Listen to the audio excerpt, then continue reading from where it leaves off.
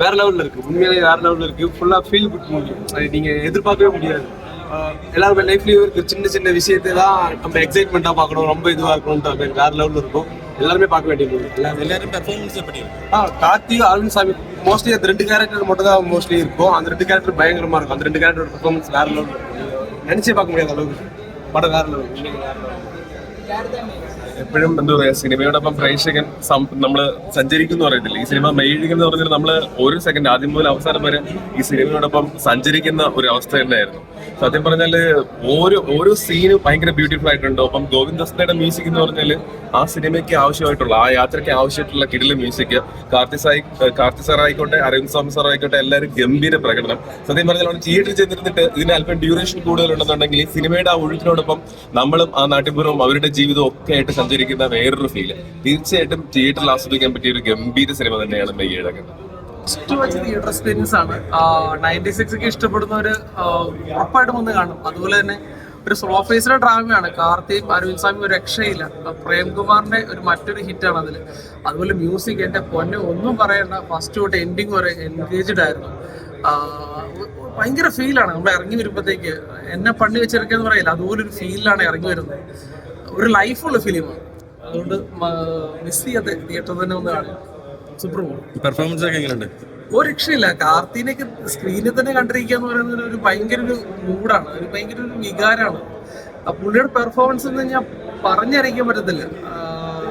നമ്മൾ അവരുടെ ലൈഫിൽ അവരുടെ ഒപ്പം ആ സ്ക്രീനിൽ അവരുടെ നാട്ടിൽ നമ്മൾ ജീവിക്കുന്ന ഒരു ഫീലാണ്. എനിക്ക് തോന്നുന്നില്ല മലയാളത്തിലേക്ക് ഇങ്ങനെ ഒരു പടം വർക്ക് ചെയ്തെടുക്കാൻ പറ്റുമെന്നുള്ളത്. ഒരു ബിസിനസ് മാത്രമല്ല, പക്ഷെ ഒരു ലൈഫുള്ള ഫിലിമാണ് തമിഴിൽ നിന്ന് കിട്ടുന്നത്. അത് മലയാളത്തിൽ അറിയില്ല. Super movie. അറിഞ്ഞോ? ഗംഭീരമായ സിനിമയാണ്. ഇവരൊരു കോമ്പിനേഷൻ എന്ന് പറഞ്ഞാൽ വളരെ മനോഹരമായിട്ടുണ്ട്. ഇപ്പം നമ്മളെപ്പോലുള്ള ആണുങ്ങൾ പോലും ഞാനൊരു 10-20 പ്രാവശ്യമെങ്കിലും എൻ്റെ കണ്ണ് നിറഞ്ഞ് കരഞ്ഞു വീഴും. ഹൃദയം നിറഞ്ഞ് അവിടെ ഒരു വിങ്ങലോടുകൂടി അല്ലാണ്ട് ഈ സിനിമ കണ്ടു മുഴുവനിരിക്കാൻ പറ്റും. അതേപോലെ തന്നെ ചിരിക്കാനുള്ള മുഹൂർത്തം കൊണ്ട് നമ്മുടെയൊക്കെ ഒരു ജീവിതത്തിൻ്റെ പലപ്പോഴും നമ്മളൊക്കെ അനുഭവിച്ചു പോന്നിട്ടുള്ള ചില സംഗതികളിലൂടെ അവരുടെ ഗൃഹാതുരത്വ കഥകളൊക്കെ പറയും. 2 പേര് ആണ് ഈ സിനിമയിലൂടെ നമ്മൾ മുന്നോട്ട് കൊണ്ടുപോകുന്നത്. വളരെ മനോഹരമായ സിനിമയാണ്, നല്ല തിരക്കഥ. ഏതായാലും 96-ന് ശേഷം അദ്ദേഹം പ്രേം സാർ ചെയ്തിരിക്കുന്ന മനോഹരമായ സിനിമയാണ്. ഇതൊരു ശരിക്കും പറഞ്ഞാൽ ഇത്തരം സിനിമകളൊക്കെ മലയാളത്തിൽ ഉണ്ടായിരുന്നു ആഗ്രഹിച്ചു.